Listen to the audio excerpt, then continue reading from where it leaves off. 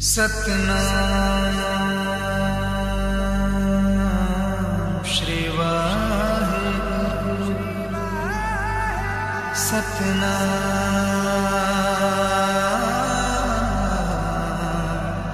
श्री वाहिगुरु। जेता समुंद सागर नीर भरिया,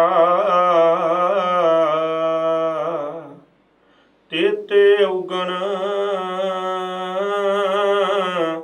हमारे।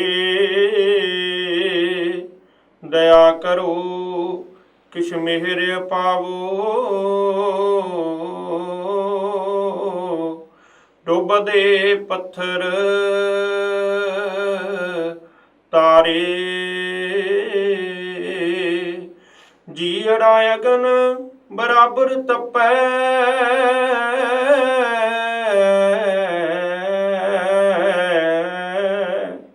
भीतर वगै काती।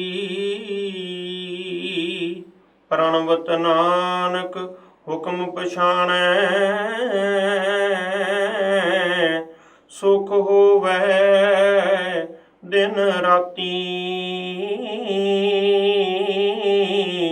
सुख होवै दिन राती।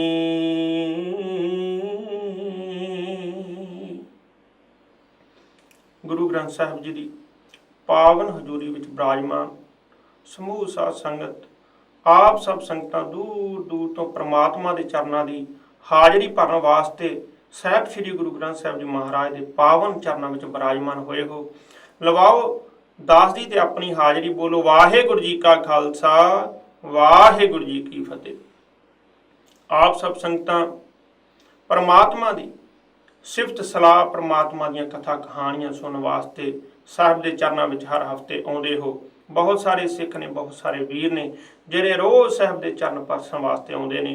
सो जितना भी किसी का समा लगता है वो परमात्मा के चरणों में उसके चरण परसन वास्ते, उसकी मेहर का एक हुलारा लैन वास्ते, उसकी मेहर प्राप्त करने वास्ते, उसकी बाणी के नाल जुड़न वास्ते, और वो बाणी जो सच का मार्ग दसदी है, जो इंसान नूं जीवन जीउण की जाच दसदी है, वो सेध लैण वास्ते आप सब संगतां दूर दूर तो पहुँचते हो।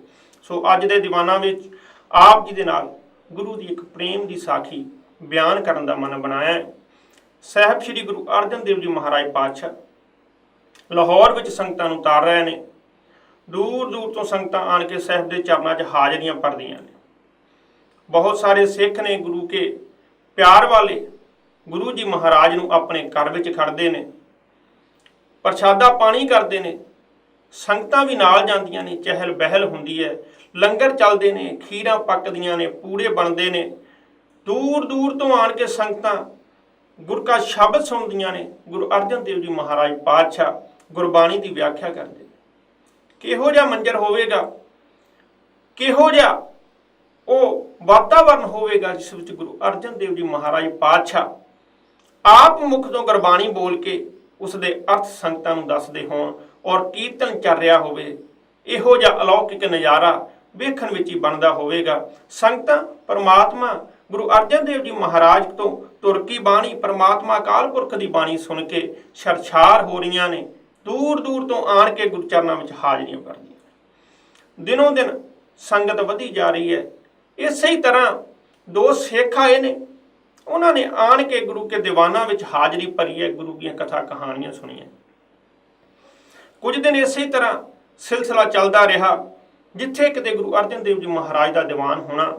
इन्हां दोवां सिखां ने जाके गुरु की कथा कहानियां, गुरु दी विचारां सुनिया।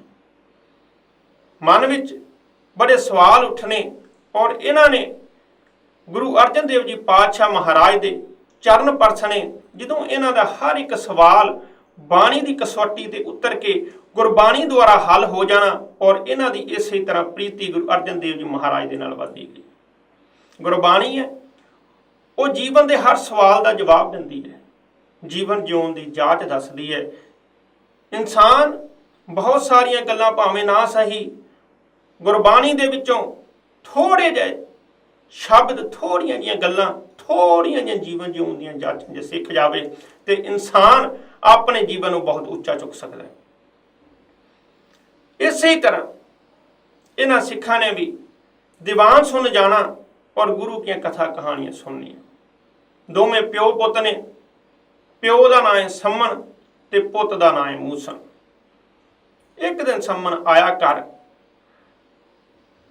काम कार करके शाम नूं घर परतिया।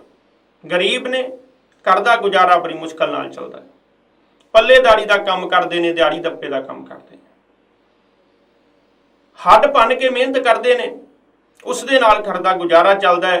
दोवें प्यो पुत्र एक बड़ी प्यार वाली सांझ दे नाल रह रहे हैं और जिंदगी बतीत कर रहे हैं। सम्मन आया एक दिन घर, आन के थके हुए ने, मोढे तो अपना परना ला के रख दिता है ते आन के एक कसे जे मंजे ते बह गया। मूसन आया, उन्हें आख्या पिता जी मैं प्रसादा तैयार करा, प्रसादा छकोगे? सम्मन ने आख्या नहीं पुत्र, अज भुख नहीं। लड़के ने वेख्या बाप चिंता विच है, पता लग जाता है। आपां इंसान कोई भी किरत कमाई करके शाम को जो घर जाता है तो घर वाले उसके चेहरे वाल वेख के हिसाब ला लेंदे ने कि अज किवें दा है, कितनी थकावट हुई है, किहो जिहा दा मिजाज है, खुशी विच है, गमी विच है, जां गुस्से विच है, जां काम ते किसी नाल तकरार हुई है, किवें दा है। सम्मन जदों थकिया होया मंजे ते पिया है ते मूसा ने फिर पूछा पिता जी की गल हुई है? सम्मन ने आख्या पुत्रा गल इउं है, मन दे विच बड़ियां सोचां सोचदा है कि परमात्मा तू सानू गरीब बनाया, किते किरपा कीती हुंदी सानू भी चार दमड़े दिते हुंदे ते असीं भी साहिब श्री गुरु अर्जन देव महाराज दीआं खुशियां प्राप्त कर देगा जी कि आखो सतनाम श्री वाहिगुरू। पुत्र ने आख्या पिता जी मैं समझिया नहीं, किवें जरा खोल के दसो। सम्मन ने आख्या पुत्रा मैं चाहुंदा सां कि गुरु अर्जन देव जी महाराज अपने इलाके च आए हुए ने, संगतां नूं तार रहे ने, बहुत सारे सिख गुरु जी नूं अपने घर विच सद के प्रसादा पानी सेवा करते हैं, तो मैं भी चाहना है कि आपां भी अपने घर विच सद के गुरु महाराज जी नूं उन्हां दी सेवा करदे, उन्हां दी बंदगी करदे। संगतां दा लंगर पानी हुंदा, साडे घर विच भी साडे भी कर्म खुल जाते, साडे घर विच भी एक मेले वर्गा माहौल बन जाता, संगतां दा इकट्ठ आउंदा, शायद असीं ये कदी भी नहीं देख सकांगे। मूसा ने आख्या पिता जी नाराज होने की लोड़ नहीं, आपां कोई हल करते हैं, आपां मेहनतकश लोग हैं, ईमानदार हैं, आपां नूं बहुत चिर हो गया सेठ कोल उसकी सेवा करते हैं, उसकी मजदूरी करते हैं, अपने ते यकीन है, बहुत इतबार करता है।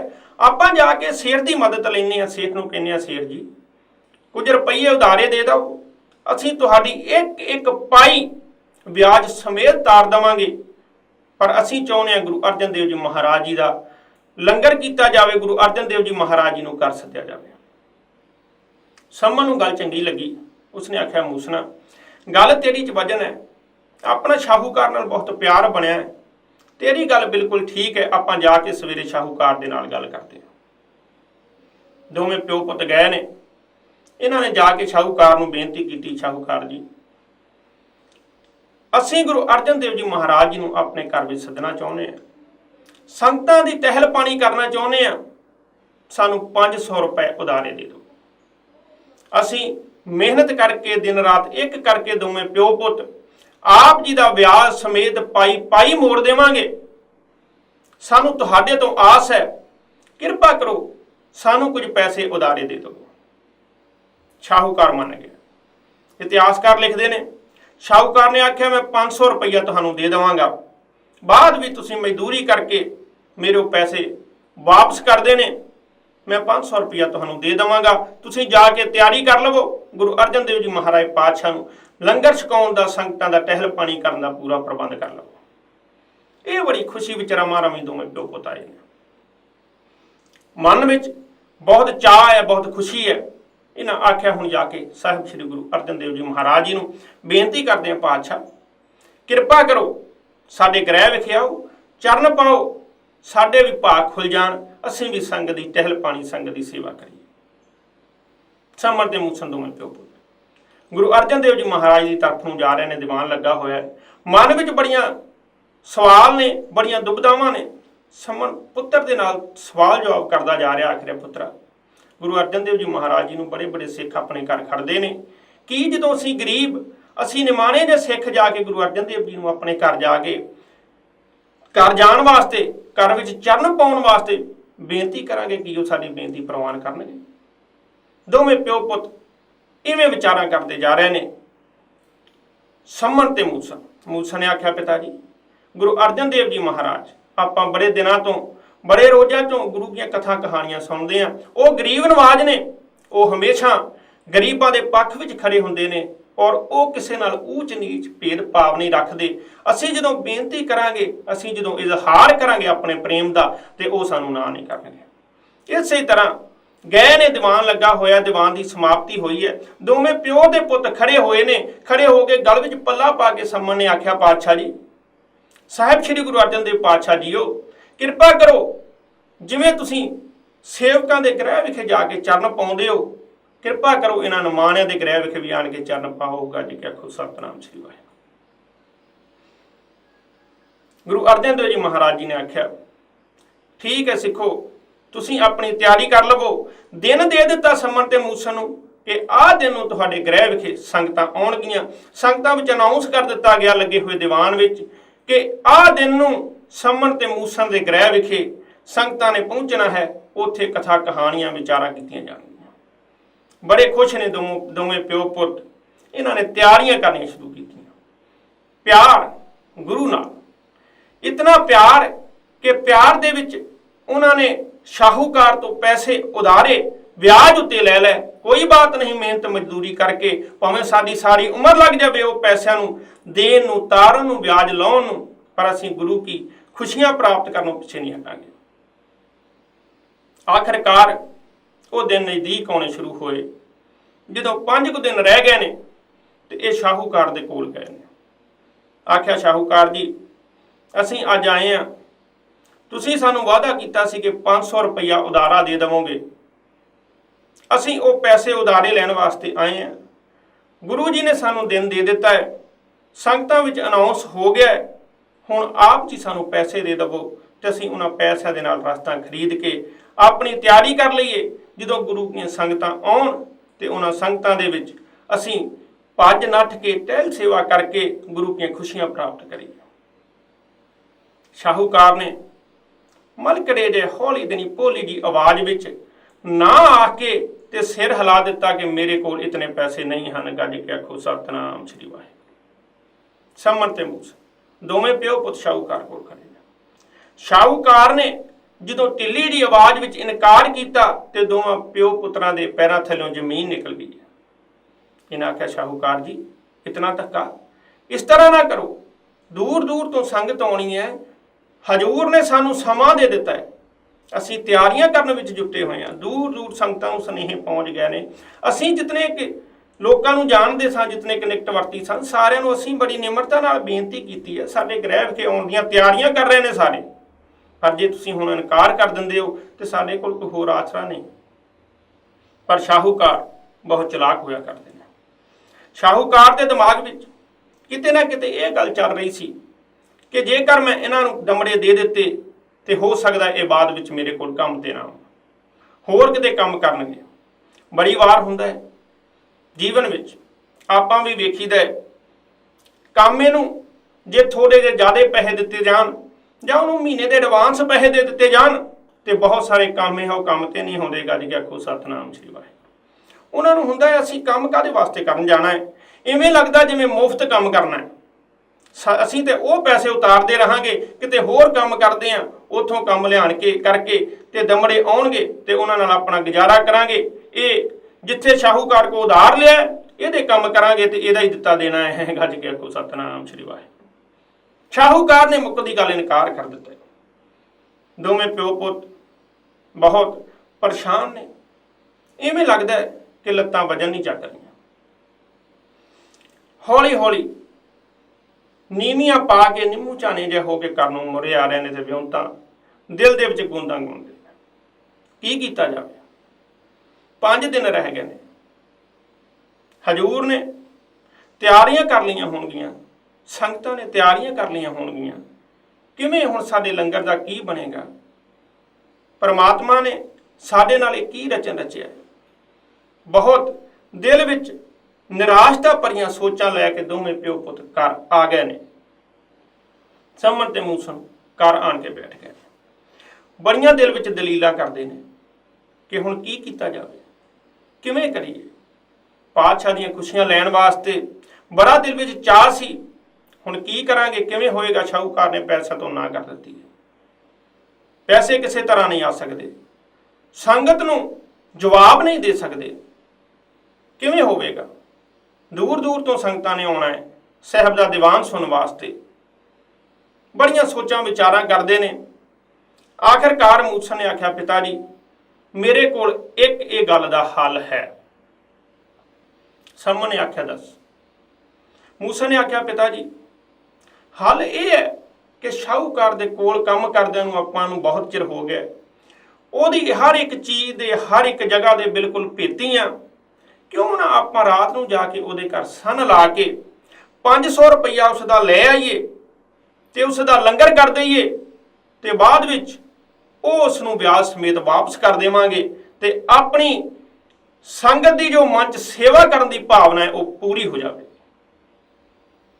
ਸਮਨ ਨੇ ਆਖਿਆ, ਪੁੱਤਰਾ ਗੱਲ ਤੇਰੀ ਠੀਕ ਹੈ, ਪਰ ਜੇ ਕਿਤੇ ਗੱਲ ਦਾ ਬਾਹਰ ਕਿਤੇ ਪਤਾ ਲੱਗ ਗਿਆ ਤਾਂ ਫਿਰ ਸਾਡੇ ਗੁਰੂ ਨੂੰ ਲੋਕ ਕਹਿਣਗੇ ਕਿ ਇਹਦੇ ਸੇਵਕ ਇਹੋ ਜਿਹੇ ਨੇ ਜੋ ਰਾਤਾਂ ਨੂੰ ਚੋਰੀਆਂ ਕਰਦੇ ਨੇ ਤੇ ਦਿਨੇ ਲੰਗਰ ਕਰਦੇ ਨੇ। ਗੱਜ ਕੇ ਆਖੋ ਸਤਿਨਾਮ ਸ੍ਰੀ ਵਾਹਿਗੁਰੂ। ਮੂਸਾ ਨੇ ਆਖਿਆ, ਪਿਤਾ ਜੀ ਨਹੀਂ, ਆਪਾਂ ਬਹੁਤ ਸਫਾਈ ਨਾਲ ਕੰਮ ਕਰਾਂਗੇ। ਆਪਾਂ ਸ਼ਾਹੂਕਾਰ ਦੀ ਹਰ ਇੱਕ ਚੀਜ਼ ਤੋਂ ਵਾਕਫ ਹਾਂ। ਹਰ ਇੱਕ ਉਹਦੇ ਜਿੰਦੇ ਕੁੰਡੀ ਤੋਂ ਆਪਾਂ ਨੂੰ ਪਤਾ ਹੈ ਕਿ ਕਿੱਥੇ ਉਸਨੇ ਮਾਇਆ ਰੱਖੀ ਹੁੰਦੀ ਤੇ ਕਿੱਥੋਂ ਅੰਦਰ ਜਾਣਾ ਹੈ, ਕਿਉਂਕਿ ਰੋਜ਼ ਦੇ ਜਾਣ ਵਾਲੇ ਸਨ। ਸ਼ਾਹੂਕਾਰ ਦੇ ਕੋਲ ਕੰਮ ਕਰਿਆ ਕਰਦੇ ਸਨ। ਆਖਰਕਾਰ ਬਹੁਤ ਸਾਰੀਆਂ ਗੂੰਦਾਂ ਗੁੰਦੀਆਂ, ਬਹੁਤ ਸਾਰੇ ਵਿਚਾਰ ਮਨ ਦੇ ਵਿੱਚ ਆਏ। ਆਖਰਕਾਰ ਇਹੋ ਮਤਾ ਪਾਸ ਹੋਇਆ ਕਿ ਰਾਤ ਨੂੰ ਜਾ ਕੇ ਸ਼ਾਹੂਕਾਰ ਦੇ ਘਰ ਕੁਝ ਮਾਇਆ ਉਠਾ ਲਈ ਜਾਵੇ। ਉਸ ਦੇ ਨਾਲ ਆਪਣਾ ਲੰਗਰ ਜੋ ਗੁਰੂ ਦੀਆਂ ਖੁਸ਼ੀਆਂ ਨੇ ਉਹ ਪ੍ਰਾਪਤ ਕੀਤੀਆਂ ਜਾਣ ਤੇ ਬਾਅਦ ਵਿੱਚ ਉਸ ਨੂੰ ਵਿਆਜ ਸਮੇਤ 1-1 ਰੁਪਈਆ ਵਾਪਸ ਕਰ ਦਿੱਤਾ ਜਾਏਗਾ। ਸਿੱਖਾਂ ਦੇ ਮਨ ਵਿੱਚ ਇਸ ਤਰ੍ਹਾਂ ਦੀ ਮੈਲ ਨਹੀਂ ਕਿ ਕੋਈ ਨਫਾ ਲੈਣ ਵਾਸਤੇ ਚੋਰੀ ਕੀਤੀ ਜਾਵੇ, ਸਿਰਫ ਇਸ ਵਾਸਤੇ ਕਿ ਹੁਣ ਗੁਰੂ ਦੀਆਂ ਸੰਗਤਾਂ ਆਉਣੀਆਂ ਨੇ। ਅੱਜ ਵਾਂਗ ਉਸ ਸਮੇਂ ਇਤਨੇ ਪ੍ਰਬੰਧ ਨਹੀਂ ਹੋਇਆ ਕਰਦੇ ਸਨ ਕਿ ਸੰਗਤਾਂ ਨੂੰ ਵਾਪਸ ਸੁਨੇਹਾ ਭੇਜ ਦਿੱਤਾ ਜਾਵੇ ਜਲਦੀ ਤੋਂ ਜਲਦੀ ਕਿ ਹੋਣ ਵਾਲਾ ਪ੍ਰੋਗਰਾਮ ਕੈਂਸਲ ਹੋ ਗਿਆ। ਹੁਣ ਬਹੁਤ ਟੈਕਨੋਲੋਜੀਆਂ ਚੱਲ ਪਈਆਂ, ਬਹੁਤ ਵਧੀਆ ਮੋਬਾਈਲ ਦਾ ਯੁੱਗ ਆ ਗਿਆ, ਮੀਡੀਆ ਦਾ ਯੁੱਗ ਆ ਗਿਆ। ਜਿਤਨੀ ਮਰਜ਼ੀ ਦੂਰ, ਜਿਤਨੀ ਮਰਜ਼ੀ ਜ਼ਿਆਦਾ ਲੋਕਾਂ ਵਿੱਚ ਖਬਰ ਪਹੁੰਚਾਉਣੀ ਹੋਵੇ ਤੇ ਮੀਡੀਆ 2-4 ਮਿੰਟਾਂ ਵਿੱਚ ਸਾਰੀ ਦੁਨੀਆ ਦੀ ਗੱਲ ਪਹੁੰਚਾ ਦਿੰਦਾ। ਇਹ ਉਹ ਸਮੇਂ ਦੀ ਗੱਲ ਹੈ ਜਦੋਂ ਸੰਚਾਰ ਦੇ ਸਾਧਨ ਨਹੀਂ ਹੁੰਦੇ ਸਨ। ਲੋਕ ਤੁਰ ਕੇ ਜਾਇਆ ਕਰਦੇ ਸਨ, ਤੁਰ ਕੇ ਆਇਆ ਕਰਦੇ ਸਨ। ਕੋਈ ਹੱਲ ਹੋਰ ਨਹੀਂ ਹੈ, ਹੱਲ ਇੱਕੋ ਇੱਕ ਹੈ ਕਿ ਹੁਣ ਸੰਗਤ ਨੇ ਚਾਲੇ ਪਾ ਦਿੱਤੇ ਨੇ, ਦੂਰ ਦੂਰ ਤੋਂ ਵਹੀਰਾਂ ਕਰ ਦਿੱਤੀਆਂ ਹੋਣਗੀਆਂ।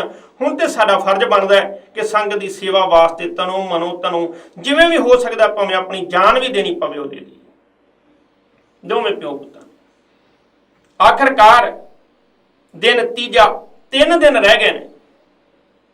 5 ਦਿਨ ਰਹਿੰਦੇ ਸ਼ਾਹੂਕਾਰ ਕੋਲ ਗਏ ਸਨ। ਸ਼ਾਹੂਕਾਰ ਨੇ ਜਵਾਬ ਦੇ ਦਿੱਤਾ, ਦਿਨ 3 ਰਹਿ ਗਏ ਨੇ।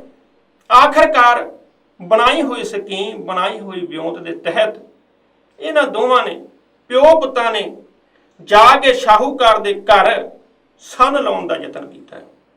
ਪੁਰਾਣੇ ਸਮਿਆਂ ਵਿੱਚ ਆਪਾਂ ਸਾਰੇ ਜਾਣਦੇ ਹਾਂ, ਮਕਾਨ ਦੀ ਛੱਤ ਦੇ ਉੱਪਰ ਇੱਕ ਮਗੋਰਾ ਰੱਖਿਆ ਜਾਂਦਾ ਸੀ ਜਿਸ ਨੂੰ ਮੋਗਾ ਵੀ ਕਹਿੰਦੇ ਨੇ। ਉਹ 2 ਕੰਮ ਬਹੁਤ ਖੂਬੀ ਨਾਲ ਕਰਿਆ ਕਰਦਾ ਸੀ। ਇੱਕ ਤਾਂ ਇਹ ਕਿ ਉਦੋਂ ਘਰਾਂ ਵਿੱਚ ਲਾਈਟ ਨਹੀਂ ਹੁੰਦੀ ਸੀ, ਲਾਈਟ ਦਾ ਕੋਈ ਸੋਮਾ ਨਹੀਂ ਸੀ। ਦਿਨੇ ਉਹ ਮਗੋਰੇ ਉੱਪਰੋਂ ਚੀਜ਼ ਕੋਈ ਚੱਕ ਕੇ ਜੋ ਉੱਪਰ ਰੱਖੀ ਆ ਉਹ ਪਰਾਂ ਕਰ ਦੇਣੀ, ਜਿਸ ਦੇ ਨਾਲ ਸਾਰੇ ਕਮਰੇ ਦੇ ਵਿੱਚ ਲਾਈਟ ਆ ਜਾਂਦੀ ਸੀ, ਚਾਨਣ ਹੋ ਜਾਂਦਾ ਸੀ। ਦੂਸਰਾ ਕੰਮ ਉਹ ਇਹ ਕਰਿਆ ਕਰਦਾ ਸੀ ਕਿ ਲੋਕ ਬਹੁਤ ਸਾਰੀਆਂ ਚੀਜ਼ਾਂ ਕੋਠੇ ਉੱਪਰ, ਛੱਤ ਉੱਪਰ ਰੱਖਿਆ ਕਰਦੇ ਸਨ। ਬੜੇ ਬੜੇ ਲੋਕਾਂ ਨੇ ਮੱਕੀ ਛੱਤ ਉੱਪਰ ਰੱਖੀ ਹੁੰਦੀ ਸੀ, ਜਾਂ ਹੋਰ ਇਹੋ ਜਿਹੀਆਂ ਕਈ ਖਾਣ ਵਾਲੀਆਂ ਹੋਰ ਕਈ ਤਰ੍ਹਾਂ ਦੇ ਪਦਾਰਥ। ਉਹ ਜਦੋਂ ਮੀਂਹ ਆਉਣਾ ਤੇ ਉਦੋਂ ਹੁਣ ਵਾਂਗਰਾ ਪੱਕੀਆਂ ਪੌੜੀਆਂ ਨਹੀਂ ਹੁੰਦੀਆਂ ਸਨ। ਲੋਕਾਂ ਦੇ ਘਰਾਂ ਵਿੱਚ ਕਿਸੇ ਕਿਸੇ ਦੇ ਲੱਕੜ ਦੀ ਪੌੜੀ ਮਿਲਦੀ ਸੀ। ਉਹ ਕਿਸੇ ਨਾ ਕਿਸੇ ਨੇ ਉੱਪਰ ਛੱਤ ਤੇ ਚੜ੍ਹ ਕੇ ਤੇ ਉਹ ਮਗੋਰੇ ਰਾਹੀਂ ਸਾਰੀਆਂ ਵਸਤਾਂ ਥੱਲੇ ਸਿਰ ਦੇਣੀਆਂ। ਗੱਜ ਕੇ ਆਖੋ ਸਤਨਾਮ ਸ੍ਰੀ ਵਾਹਿਗੁਰੂ। ਮੀਂਹ ਤੋਂ ਬਚਾਉਣ ਵਾਸਤੇ ਉਹ ਮਗੋਰਾ 2-3 ਕੰਮ ਬਹੁਤ ਵਧੀਆ ਤਰੀਕੇ ਨਾਲ ਕਰਿਆ ਕਰਦਾ ਸੀ। ਇਹਨਾਂ ਨੂੰ ਪਤਾ ਹੈ ਕਿ ਉੱਪਰ ਸ਼ਾਹੂਕਾਰ ਦੇ ਕੋਠੇ ਦੇ ਮਗੋਰਾ ਹੈ ਤੇ ਉਹ ਮੋਗੇ ਵੇਦੀ ਥੱਲੇ ਉਤਰਨਾ। ਸੰਮਨ ਤੇ ਮੂਸਨ ਦੋਵਾਂ ਨੇ ਯਤਨ ਕੀਤਾ ਤੇ ਸ਼ਾਹੂਕਾਰ ਦੇ ਕੋਠੇ ਦੇ ਉੱਪਰ ਜਾ ਚੜੇ ਨੇ।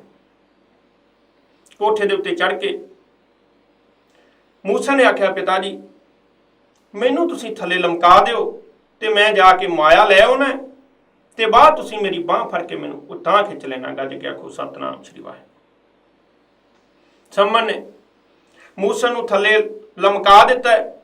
ਮੂਸਨ ਮਗੋਰੇ ਵਿੱਚੋਂ ਥੱਲੇ ਪਹੁੰਚ ਗਿਆ ਸ਼ਾਹੂਕਾਰ ਦੇ ਉਹ ਮਕਾਨ ਵਿੱਚ, ਸ਼ਾਹੂਕਾਰ ਦੀ ਉਹ ਦੁਕਾਨ ਵਿੱਚ, ਜਿੱਥੋਂ ਇਹਨਾਂ ਨੂੰ ਪਤਾ ਕਿ ਮਾਇਆ ਮਿਲ ਜਾਏਗੀ, ਕਿਉਂਕਿ ਉਸ ਪਾਸ ਕੰਮ ਕਰਦੇ ਨੇ ਪੂਰੇ ਪੇਤੀ ਨੇ। ਚੋਰੀ ਕਦੀ ਵੀ ਪੇਤ ਬਿਨਾ ਨਹੀਂ ਹੁੰਦੀ। ਆਪ ਸਾਰੇ ਸਿਆਣੇ ਹੋ, ਚੋਰੀ ਹਮੇਸ਼ਾ ਭੇਦ ਦੇ ਨਾਲ ਹੁੰਦੀ ਹੈ। ਬਿਨਾਂ ਭੇਦ ਤੋਂ ਕਦੀ ਕੋਈ ਇਨਸਾਨ ਚੋਰੀ ਕਰਨ ਵਿੱਚ ਕਾਮਯਾਬ ਨਹੀਂ ਹੋ ਸਕਦਾ। ਜਿਸ ਨੂੰ ਪਤਾ ਨਹੀਂ ਵਸਤ ਕਿੱਥੇ ਰੱਖੀ ਹੈ, ਜਿਸ ਨੂੰ ਪਤਾ ਨਹੀਂ ਇਹ ਵਸਤ ਕਿਹਦੀ ਹੈ, ਜਿਸ ਨੂੰ ਇਹ ਪਤਾ ਨਹੀਂ ਕਿ ਇੱਥੋਂ ਮੈਂ ਵਸਤ ਖੜਨੀ ਕਿਵੇਂ ਹੈ। ਗੱਜ ਕੇ ਆਖੋ ਸਤਨਾਮ ਸ੍ਰੀ ਵਾਹਿਗੁਰੂ। ਇਹ ਭੇਦ ਦੇ ਨਾਲ, ਪਲੈਨਿੰਗ ਦੇ ਨਾਲ ਇਹਨਾਂ ਦੋ ਪਿਓ ਪੁੱਤਾਂ ਨੇ ਕੀਤੀ ਹੈ ਤਿਆਰੀ। ਮੂਸਨ ਥੱਲੇ ਗਿਆ। ਮੂਸਨ ਨੇ 500 ਰੁਪਇਆ ਬੰਨ ਕੇ ਇੱਕ ਗੁਥਲੀ ਦੇ ਵਿੱਚ ਆਪਣੇ ਬਾਪ ਨੂੰ ਫੜਾ ਦਿੱਤਾ ਹੈ, ਸੰਮਨ ਨੂੰ, ਤੇ ਆਪ ਹੁਣ ਯਤਨ ਕਰ ਰਿਹਾ ਉੱਪਰ ਨੂੰ ਨਿਕਲਣ ਦਾ। ਜਦੋਂ ਥੱਲੇ ਗਿਆ ਸੀ, ਸਰੀਰ ਦਾ ਭਾਰ ਥੱਲੇ ਨੂੰ ਹੋਣ ਕਰਕੇ ਥੱਲੇ ਆਸਾਨੀ ਨਾਲ ਚਲ ਗਿਆ। ਹੁਣ ਉੱਪਰ ਨੂੰ ਆਉਣ ਦਾ ਯਤਨ ਕਰ ਰਿਹਾ ਤੇ ਉੱਪਰ ਆਉਣਾ ਮੁਸ਼ਕਲ ਹੋ ਰਿਹਾ। ਪਿਓ ਉੱਪਰ ਖੜਾ ਹੈ, ਕੋਸ਼ਿਸ਼ ਕਰ ਰਿਹਾ ਹੈ ਬਾਂਹ ਫੜ ਕੇ ਖਿੱਚਣ ਦੀ, ਪਰ ਸਰੀਰ ਦਾ ਵਜਨ ਥੱਲੇ ਨੂੰ ਜ਼ਿਆਦਾ ਹੈ। ਇਵੇਂ ਲੱਗਦਾ ਕਿ ਜਦੋਂ ਜਾਣ ਲੱਗਾ ਉਦੋਂ ਮਗੋਰਾ ਖੁੱਲਾ ਸੀ ਤੇ ਹੁਣ ਜਦੋਂ ਆਉਣ ਲੱਗਾ ਮਗੋਰਾ ਟੈਟ ਹੋ ਗਿਆ। ਗੱਜ ਕੇ ਆਖੋ ਸਤਨਾਮ ਸ੍ਰੀ ਵਾਹਿਗੁਰੂ। ਉਹ ਮੋਗੇ ਵਿੱਚੋਂ ਸਰੀਰ ਉੱਪਰ ਨੂੰ ਨਹੀਂ ਆ ਰਿਹਾ। ਬਹੁਤ ਜਦੋਜਹਿਦ ਕੀਤੀ, ਬਹੁਤ ਚਿਰ ਕਸ਼ਮਕਸ਼ ਕਰਨ ਤੋਂ ਬਾਅਦ ਕੋਈ ਸਿੱਟਾ ਨਾ ਨਿਕਲਿਆ। ਸਰੀਰ ਮੋਢੇ ਤੋਂ ਤਾਂ, ਮੋਰਾਂ ਤੋਂ ਤਾਂ ਉੱਪਰ ਨਹੀਂ ਨਿਕਲਿਆ, ਕੇਵਲ ਸਿਰ ਹੀ ਬਾਹਰ ਆ ਰਿਹਾ। ਔਰ ਇਸੇ ਦਰਮਿਆਨ ਸਮਾਂ ਬੀਤਦਾ ਜਾ ਰਿਹਾ। ਚੋਰਾਂ ਕੋਲ ਜ਼ਿਆਦਾ ਸਮਾਂ ਨਹੀਂ ਹੋਇਆ ਕਰਦਾ, ਆਪ ਸਭ ਜਾਣਦੇ ਹੋ। ਅੱਧੀ ਰਾਤ ਤੋਂ ਬਾਅਦ ਚੋਰੀ ਕਰਨ ਗਏ ਹੋਣਗੇ ਔਰ ਜਲਦੀ ਦੇ ਨਾਲ ਅੰਮ੍ਰਿਤ ਵੇਲਾ ਦਿਨ ਦਾ ਚੜ੍ਹਾਅ ਹੋਣ ਵਾਲਾ ਹੈ। ਉਹਨਾਂ ਟਾਈਮਾਂ ਵਿੱਚ ਲੋਕ ਵੀ ਜਲਦੀ ਉੱਠ ਪਿਆ ਕਰਦੇ ਸਨ।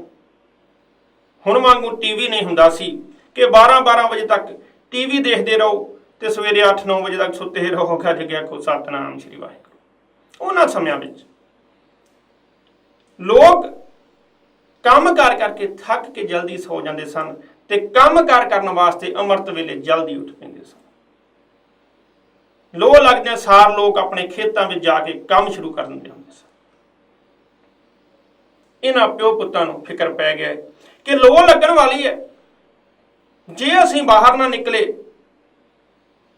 ਸੰਮਨ ਨੂੰ ਇਹ ਡਰ ਹੈ ਕਿ ਜੇ ਮੇਰਾ ਪੁੱਤਰ ਮੂਸਨ ਬਾਹਰ ਨਾ ਨਿਕਲਿਆ, ਅਸੀਂ ਇਸੇ ਤਰ੍ਹਾਂ ਕੋਠੇ ਦੇ ਉੱਪਰ ਖੜੇ ਰਹੇ, ਕਿਸੇ ਨੇ ਸਾਨੂੰ ਦੇਖ ਲਿਆ ਤੇ ਬਹੁਤ ਬਦਨਾਮੀ ਹੋਵੇਗੀ। ਸਾਡੀ ਬਦਨਾਮੀ ਦੀ ਕੋਈ ਨਹੀਂ, ਗੁਰੂ ਦੀ ਹੋਵੇਗੀ। ਗੁਰੂ ਨੂੰ ਲੋਕ ਕਹਿਣਗੇ ਗੁਰੂ ਕੇ ਸਿੱਖ ਨੇ, ਉਹ ਲੰਗਰ ਕਰਨ ਤੋਂ ਪਹਿਲਾਂ ਚੋਰੀਆਂ ਕਰਦੇ ਨੇ। ਗੱਜ ਕੇ ਆਖੋ ਸਤਨਾਮ ਜੀ। ਸਾਰੇ ਸਿੱਖਾਂ ਦੇ ਦਾਗ ਲੱਗੇਗਾ। ਲੋਕ ਸੋਚਣਗੇ ਸਾਰੇ ਸਿੱਖ ਹੀ ਇਸ ਤਰ੍ਹਾਂ ਕਰਦੇ ਨੇ। ਮਨ ਦੇ ਵਿੱਚ ਪਿਆਰ ਹੈ। ਯਾਦ ਰਹੇ, ਜਦੋਂ ਇਹਨਾਂ ਨੇ ਸੇਵਾ ਕਰਨ ਦੀ ਸੋਚੀ ਹੈ ਉਦੋਂ ਦਿਲ ਵਿੱਚ ਕੋਈ ਚੋਰੀ ਦਾ ਲਾਲਚ ਨਹੀਂ ਔਰ ਨਾ ਹੀ ਲਾਲਚ ਵਾਸਤੇ ਚੋਰੀ ਕਰ ਰਹੇ ਨੇ।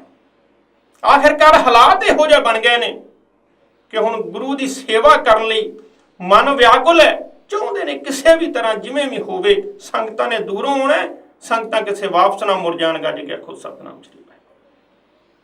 ਦੂਰ ਦੂਰ ਤੋਂ ਬੜਾ ਪੈੜਾ ਕਰਕੇ ਸੰਗਤਾਂ ਨੇ ਆਉਣਾ, ਭੁੱਖੀਆਂ ਧਿਆਈਆਂ ਹੋਣਗੀਆਂ, ਪਿਆਸੀਆਂ ਹੋਣਗੀਆਂ। ਸਾਡਾ ਫਰਜ਼ ਬਣਦਾ ਹੁਣ ਜਿਵੇਂ ਵੀ ਹੋ ਸਕਦਾ ਭਾਵੇਂ ਜਾਨ ਲੱਗ ਜਾਵੇ, ਅਸੀਂ ਗੁਰੂ ਦੀਆਂ ਖੁਸ਼ੀਆਂ ਜ਼ਰੂਰ ਲੁੱਟੀਏ। ਆਖਿਰਕਾਰ ਜਦੋਂ ਮੂਸਨ ਦਾ ਸਰੀਰ ਤਾਂ ਨੂੰ ਨਾ ਆਇਆ ਤੇ ਮੂਸਨ ਨੇ ਪਿਤਾ ਨੂੰ ਇੱਕ ਹੌਲੀ ਦੇਣੀ ਥੱਲੇ ਹੋ ਕੇ ਗੱਲ ਸੁਣਨ ਵਾਸਤੇ ਕਿਹਾ। ਆਖਿਆ, ਪਿਤਾ ਜੀ ਥੋੜਾ ਜਿਹਾ ਨੀਵੇਂ ਹੋ ਕੇ ਮੇਰੇ ਮੂੰਹ ਦੇ ਕੋਲ ਆਓ, ਮੈਂ ਤੁਹਾਨੂੰ ਕੁਝ ਕਹਿਣਾ ਚਾਹੁੰਦਾ। ਸਮਨ ਨੀਵਾਂ ਹੋਇਆ ਹੈ, ਪੈਰਾਂ ਭਾਰ ਬੈਠ ਕੇ ਇਸਨੇ ਮਗੋਰੇ ਦੇ ਵਿੱਚ ਵਰੇ ਹੋਏ ਆਪਣੇ ਪੁੱਤਰ ਦੇ ਲਾਗੇ ਕੰਨ ਕੀਤਾ। ਉਸਨੇ ਆਖਿਆ, ਪਿਤਾ ਜੀ ਹੁਣ ਜਿਤਨਾ ਵੀ ਯਤਨ ਕਰਨਾ ਸੀ ਆਪਾਂ ਕਰ ਚੁੱਕੇ ਹਾਂ, ਦਿਨ ਚੜ੍ਹਨ ਵਾਲਾ ਹੈ ਤੇ ਮੈਨੂੰ ਨਹੀਂ ਲੱਗਦਾ ਕਿ ਹੁਣ ਕੋਈ ਹੋਰ ਉਪਾਅ ਹੋਊਗਾ। ਮੈਨੂੰ ਨਹੀਂ ਲੱਗਦਾ ਕਿ ਮੇਰਾ ਸਰੀਰ ਇਹ ਮਗੋਰੇ ਵਿੱਚੋਂ ਤਾਂ ਆ ਸਕਦਾ ਹੈ। ਹੁਣ ਇਵੇਂ ਲੱਗਦਾ ਹੈ ਕਿ ਜਿਵੇਂ ਜਦੋਂ ਮੈਂ ਥੱਲੇ ਗਿਆ ਉਦੋਂ ਮਗੋਰਾ ਖੁੱਲ੍ਹਾ ਸੀ ਤੇ ਹੁਣ ਮਗੋਰਾ ਟੈਟ ਹੋ ਗਿਆ, ਕਿਉਂਕਿ ਥੱਲੇ ਜਾਣ ਲੱਗਿਆ ਸਰੀਰ ਦਾ ਵਜ਼ਨ ਥੱਲੇ ਨੂੰ ਸੀ, ਥੱਲੇ ਜਾਣਾ ਸੌਖਾ ਸੀ। ਹੁਣ ਉੱਪਰ ਆਉਣ ਲੱਗਿਆ, ਉੱਪਰ ਆਉਣ ਵਿੱਚ ਪਰੇਸ਼ਾਨੀ ਹੋ ਰਹੀ ਹੈ, ਸਰੀਰ ਦਾ ਵਜ਼ਨ ਥੱਲੇ ਹੈ, ਉੱਪਰ ਚੜ੍ਹਨਾ ਮੁਸ਼ਕਲ ਹੋ ਰਿਹਾ। ਪਿਤਾ ਜੀ ਮੈਂ ਇੱਕ ਸਲਾਹ ਦਿੰਦਾ, ਦਿਨ ਚੜ੍ਹਨ ਤੋਂ ਪਹਿਲਾਂ ਪਹਿਲਾਂ ਤੁਸੀਂ ਮੇਰਾ ਸਿਰ ਧੜ ਨਾਲੋਂ ਅਲੱਗ ਕਰ ਦੇਵੋ। ਗੱਜ ਕੇ ਆਖੋ ਸਤਿਨਾਮ ਸ੍ਰੀ ਵਾਹਿਗੁਰੂ। ਸਮਨ ਹੈਰਾਨ ਰਹਿ ਗਏ। ਉਹਨੇ ਆਖਿਆ, ਪੁੱਤਰਾ ਇਵੇਂ ਕਿਉਂ? ਮੂਸਾ ਨੇ ਆਖਿਆ, ਪਿਤਾ ਜੀ ਦਿਨ ਚੜ੍ਹਨ ਵਾਲਾ ਹੈ, ਜੇ ਇਸੇ ਤਰ੍ਹਾਂ ਕਸ਼ਮਕਸ਼ ਕਰਦਿਆਂ ਦਿਨ ਚੜ੍ਹ ਗਿਆ, ਜੇ ਸਾਨੂੰ ਕਿਸੇ ਨੇ ਇੱਥੇ ਦੇਖ ਲਿਆ ਤੇ ਬਹੁਤ ਬਦਨਾਮੀ ਹੋਵੇ, ਲੋਕ ਗੁਰੂ ਨੂੰ ਗੱਲਾਂ ਕਰਨਗੇ। ਇਸ ਲਈ ਮੇਰਾ ਸਿਰ ਜਾਂਦਾ ਤੇ ਜਾਵੇ, ਹੁਣ ਧਰਮ ਨਹੀਂ ਜਾਣਾ ਚਾਹੀਦਾ। ਗੱਜ ਕੇ ਆਖੋ ਸਤਿਨਾਮ ਸ੍ਰੀ ਵਾਹਿਗੁਰੂ। ਪਿਆਰ, ਇਹ ਹੈ ਪਿਆਰ ਗੁਰੂ ਨਾਲ। ਜਿਨ੍ਹਾਂ ਨੇ ਪਾਇਆ ਉਹਨਾਂ ਨੇ ਸਿਰਾਂ ਦੀ ਵੀ ਪਰਵਾਹ ਨਹੀਂ ਕੀਤੀ। ਪਾਤਸ਼ਾਹ ਇਹ ਇੱਕ ਲਾਈਨ ਹੀ ਐਸੀ ਹੈ, ਗੁਰੂ ਵੱਲੋਂ ਤੁਰਨਾ ਹੈ ਤੇ ਉਦੋਂ ਸਿਰ ਤਲੀ ਤੇ ਤਰਨਾ ਪੈਂਦਾ ਹੈ। ਸਮਨ ਨੇ ਆਖਿਆ, ਪੁੱਤਰਾ ਤੇਰਾ ਸਿਰ ਵੱਢਣਾ ਇਹ ਬਹੁਤ ਮੁਸ਼ਕਲ ਗੱਲ ਹੈ ਇੱਕ ਬਾਪ ਵਾਸਤੇ। ਦੁਨਿਆਵੀ ਲੋਕ ਹਾਂ ਤੱਕੋ ਬੜੀਆਂ ਮੰਨਤਾਂ ਮੰਨ ਕੇ, ਬੜੇ ਉਪਾਅ ਕਰਕੇ ਜਿਨ੍ਹਾਂ ਦੇ ਔਲਾਦ ਨਹੀਂ ਹੁੰਦੀ, ਔਲਾਦ ਪ੍ਰਾਪਤ ਕਰਨ ਦਾ ਯਤਨ ਕਰਦੇ ਨੇ। ਔਰ ਇਹ ਦੋਵੇਂ ਪਿਓ ਪੁੱਤ ਨੇ, ਘਰ ਵਿੱਚ ਹੋਰ ਕੋਈ ਨਹੀਂ, ਆਪਸ ਵਿੱਚ ਦੁੱਖ ਸੁੱਖ ਕਰਦੇ ਨੇ। ਆਪਸ ਵਿੱਚ ਕਿਤਨਾ ਪਿਆਰ ਹੋਵੇਗਾ ਜਿਸ ਘਰ ਵਿੱਚ ਥੋੜੇ ਜੀ ਹੁੰਦੇ ਨੇ, ਆਪਸ ਵਿੱਚ ਜ਼ਿਆਦਾ ਪਿਆਰ ਹੁੰਦਾ। ਕਿਤਨਾ ਪਿਆਰ ਹੋਵੇਗਾ, ਹਰ ਇੱਕ ਗੱਲ ਇੱਕ ਦੂਜੇ ਨਾਲ ਸਾਂਝੀ ਕਰਦੇ ਨੇ। ਤੇ ਉਹ ਵੀ ਪਿਤਾ ਦੇ ਕਿਵੇਂ ਹੱਥ ਚੱਲਣਗੇ ਪੁੱਤਰ ਦਾ ਸੀਸ ਲਾਉਣ ਵਾਸਤੇ। ਸਮਨ ਨੇ ਆਖਿਆ, ਪੁੱਤਰਾ ਇਹ ਕੀ ਕਹਿ ਰਹੇ ਹੋ? ਮੂਸਾ ਨੇ ਆਖਿਆ, ਪਿਤਾ ਜੀ ਬਿਲਕੁਲ ਸਹੀ ਹੈ, ਤੁਸੀਂ ਮੇਰਾ ਸਿਰ ਧੜ ਨਾਲੋਂ ਅਲੱਗ ਕਰ ਦਿਓਗੇ, ਮੇਰਾ ਧੜ ਥੱਲੇ ਡਿੱਗ ਪਏਗਾ। ਧੜ ਦੀ ਕੋਈ ਪਛਾਣ ਨਹੀਂ ਹੁੰਦੀ, ਸਿਰ ਉੱਪਰ ਨਹੀਂ ਰਹੇਗਾ, ਸਿਰ ਤੁਸੀਂ ਮੇਰਾ ਲੈ ਜਾਵੋਗੇ, ਜਿਸ ਦੇ ਨਾਲ ਲਾਸ਼ ਦੀ ਪਛਾਣ ਨਹੀਂ ਹੋਵੇਗੀ। ਗੱਜ ਕੇ ਆਖੋ ਸਤਿਨਾਮ ਸ੍ਰੀ ਵਾਹਿਗੁਰੂ। ਸਮਨ ਤੇ ਮੂਸਾ ਦੋਵੇਂ ਪਿਓ ਪੁੱਤ ਵਿਚਾਰਾਂ ਕਰਦੇ ਨੇ, ਗੁਰੂ ਕੀ ਸੇਵਾ ਕਿਤਨੀ ਮੁਸ਼ਕਲ ਹੈ, ਪਰ ਜੋ ਗੁਰੂ ਕੇ ਸੇਵਕ ਹੁੰਦੇ ਨੇ ਉਹ ਇਸ ਵਿੱਚੋਂ ਪਾਰ ਲੰਘ ਜਾਇਆ ਕਰਦੇ ਨੇ। ਗੱਜ ਕੇ ਆਖੋ ਸਤਿਨਾਮ ਸ੍ਰੀ ਵਾਹਿਗੁਰੂ। ਗੁਰੂ ਕੀ ਸੇਵਾ ਕਰਨ ਦਾ ਯਤਨ ਇਹ ਦੋਵੇਂ ਪਿਓ ਪੁੱਤਰ ਕਰ ਰਹੇ ਨੇ। ਉਧਰ ਦਿਨ ਦਾ ਚੜ੍ਹਾਅ ਹੋਣ ਵਾਲਾ ਹੈ। ਆਖਰਕਾਰ ਸਮਨ ਨੇ ਪੁੱਤਰ ਦੀ ਗੱਲ ਮੰਨ ਰਹੀ ਹੈ। ਮੂਸਾ ਨੇ ਆਖਿਆ, ਪਿਤਾ ਜੀ ਮੈਂ ਥੱਲੇ ਜਾਣਾ, ਥੱਲੇ ਦੁਕਾਨ ਵਿੱਚੋਂ ਆਪ ਜੀ ਨੂੰ ਕਿਰਪਾਨ ਫੜਾਉਣਾ ਤੇ ਤੁਸੀਂ ਉਸ ਕਿਰਪਾਨ ਦੇ ਨਾਲ ਮੇਰਾ ਸਿਰ ਕਰਮ ਕਰ ਦਿਓ। ਗੱਜ ਕੇ ਆਖੋ ਸਤਿਨਾਮ ਸ੍ਰੀ ਵਾਹਿਗੁਰੂ। ਸਮਾਂ ਜ਼ਿਆਦਾ ਨਹੀਂ। ਆਖਰਕਾਰ ਮੂਸਾ ਨੇ ਆਪਣੇ ਪਿਤਾ ਨੂੰ ਫੜਾਈ ਹੈ ਤਲਵਾਰ ਕਿ ਪਿਤਾ ਮੇਰਾ ਸਿਰ ਕਲਮ ਕਰ ਦਿਓ। ਪ੍ਰੀਤ ਹੈ ਕਿ ਸਾਡੇ ਇਸ ਤਰ੍ਹਾਂ ਇੱਥੇ ਪਕੜੇ ਜਾਣ ਨਾਲ ਕਿਤੇ ਸੰਗਤਾਂ ਨੂੰ, ਗੁਰੂ ਦੀਆਂ ਸੰਗਤਾਂ ਨੂੰ, ਲੋਕ ਗੁਰੂ ਸਾਡੇ ਨੂੰ ਮਾੜਾ ਨਾ ਕਹਿਣ। ਜਾਨ ਜਾਂਦੀ ਹੈ ਤੇ ਜਾਵੇ। ਸਮਨ ਨੇ ਫੜੀ ਹੈ ਕਿਰਪਾਨ ਤੇ ਜ਼ੋਰ ਦੀ ਵਾਰ ਕੀਤਾ ਹੈ ਗਰਦਨ ਦੇ ਉੱਤੇ, ਤੇ ਮੂਸਾ ਦੀ ਧੜ ਨਾਲੋਂ ਗਰਦਨ ਅਲੱਗ ਕਰ ਦਿੱਤੀ। ਧੜ ਥੱਲੇ ਡਿੱਪਿਆ, ਬਹੁਤ ਜ਼ੋਰ ਦੀ ਖੜਾਕ ਹੋਇਆ।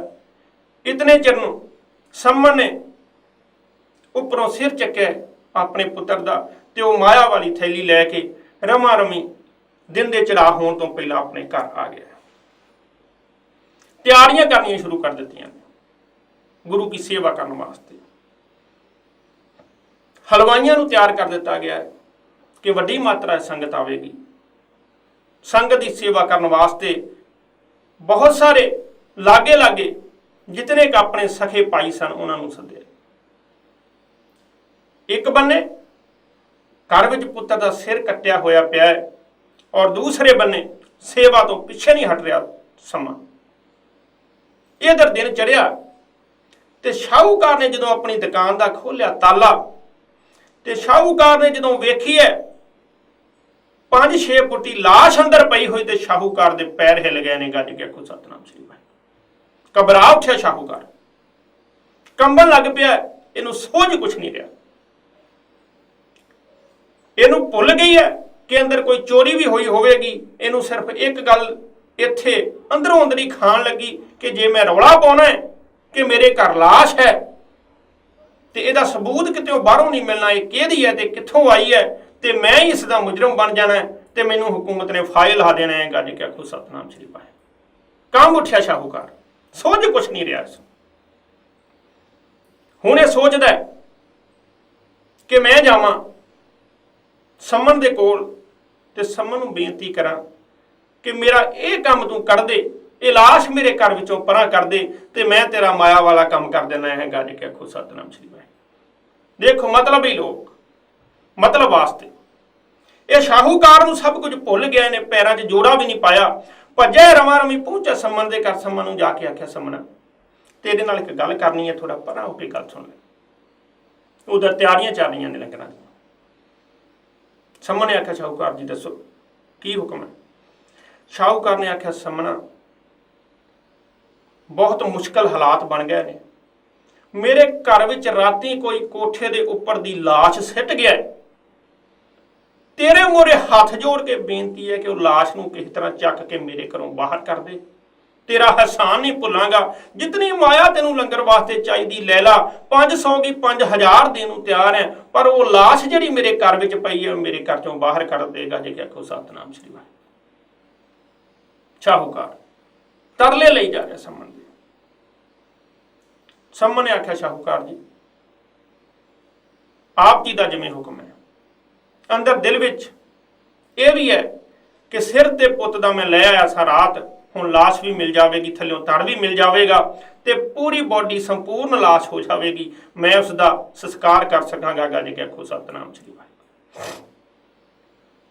ਦਿਲ ਵਿੱਚ ਕੁਝ ਧੀਰਜ ਧਰੀ ਹੈ ਔਰ ਸ਼ਾਹੂਕਾਰ ਨੂੰ ਇਹ ਵੀ ਪਤਾ ਹੈ ਕਿ ਸਮਨ ਤੋਂ ਵਧੀਆ ਇਹ ਕੰਮ ਹੋਰ ਕੋਈ ਨਹੀਂ ਕਰ ਸਕਦਾ, ਕਿਉਂਕਿ ਸਮਨ ਨਿਤ ਦਿਨ ਉਹਦੇ ਜਾ ਕੇ ਕੰਮ ਕਰਦਾ ਹੈ।